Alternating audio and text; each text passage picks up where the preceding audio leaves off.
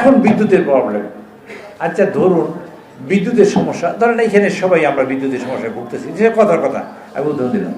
আমরা যদি বিদ্যুতের সমস্যায় ভুগি, যে তারেক রহমানের লাভ কি? তারেক রহমান কি লাভবান হবে?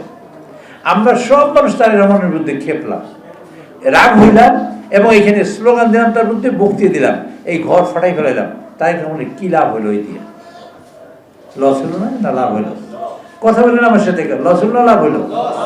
তারেক রহমান লস যায়নি, কাজটা করবে কেন? আমাদের দেখতে হবে অন্তর, আমরা চেষ্টা করছি কিনা, এবং কারা ক্ষতি করে গেছে সেটা আমাদের খুঁজতে হবে। আমাদের কিছু মানুষ অসুস্থ হয়ে রাস্তায় নেমে বলে, এই যে মানে এই এখন বিদ্যুৎ নাই, সামনে হেরিকেন দিয়া কিছু মানুষ বসবে। তাই এখন আবার সুস্থ হয়ে বলছে, এই পিছনে ফ্যান ঘুরে কিন্তু দেখা যায়, পিছনে ফ্যানের বাতাস, সামনে হেরিকেন, ডাবল স্ট্যান্ডার্ড। এই যে পরিস্থিতি, এই পরিস্থিতি বাংলাদেশে তৈরি যারা করে, সেইখানে কিন্তু আপনাদের একটা বিরাট ভূমিকা আছে। সেইখানে কিন্তু আপনারা সবাই নজর, সেখানে আপনারা সবাই কি নজর, আপনারা সবাই নজর। আপনাদের বুঝতে হবে নিজেদের জ্ঞান দিয়ে। তখন যদি আপনারা গান গান যে কারারি লঘু কবর, কারারি লঘু কবর গান গাবো, কিন্তু সময় বুঝে গাইতে হবে। আমরা ঐতিহাসিকভাবে বিএনপির ভাগে যখন দেশে বাকশাল, দুর্ভিক্ষ, রক্ষী বাহিনী, দেশের মানুষ কথা বলতে পারে না। আমি জানি না আপনাদের বয়সকাল কখন কি ছিল, আমি তখন ইউনিভার্সিটি ফাইনাল ইয়ারের ছাত্র। আমার দেখা শুরু হয়েছে, আমি 1.5 বছর ধরে আমার মাকে দেখি নাই ভয়। আমি হল এই ফুলজগলের ছাত্র, আমি এই পাশেই ফুলজগল, আমি ভয়ে গ্রামের বাড়িতে যাই নাই। আমার এক বন্ধুকে পিটিয়ে মেরে ফেলেছে রক্ষী বাহিনী, মঠবাড়িয়ে গ্রামের বাড়িতে গেছে, বন্ধু পিটিয়ে মেরেছে।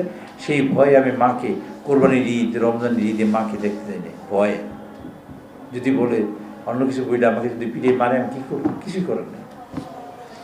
সেই রক্ষী বাহিনীর অত্যাচার, দুর্ভিক্ষে 10 লক্ষ মানুষ, আপনার ইউটিউবে এখনো দেখেন, মানুষ পদার্থ খাইত, মানুষ জাল করত, মানুষ নানানভাবে জীবনযাপন করছে।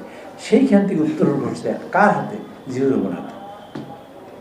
3টে বছর উত্তরণ করেছে। 3 বছরের মধ্যে আমরা খাদ্য রপ্তানি করেছি। যে দেশে মানুষ না খাই মরছে 10 লক্ষ, সেই দেশে 3 বছরের মধ্যে খাদ্য রপ্তানি করেছি আমরা।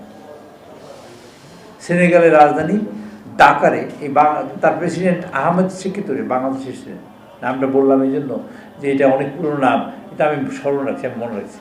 আহমেদ সেক্রেটারি বাংলাদেশে রাষ্ট্রপতি জিয়াউর রহমানের সাথে ইয়ে করেছিলেন, চুক্তি করেছিলেন। সেই চুক্তি করে তার চাল নিয়েছিলেন বাংলাদেশ থেকে। বুঝতে হবে যে তারেক রহমান ক্ষমতায় বসছে কয় মাস হয়েছে? 600 বছর? 6 মাস হয়েছে বলেন আপনারা? 6 মাস। তারেক রহমান যদি বলি নারকেল গাছ লাগাইছেন 6 মাস আগে, কেন নারকেল হয় না?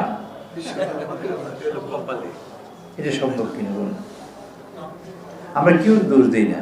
আপনাদের বুঝতে হবে, আপনারা তো পরণ ভরে কথা বলছেন, করছেন না? আপনারা তো আগে কথাই বলতে পারতেন না।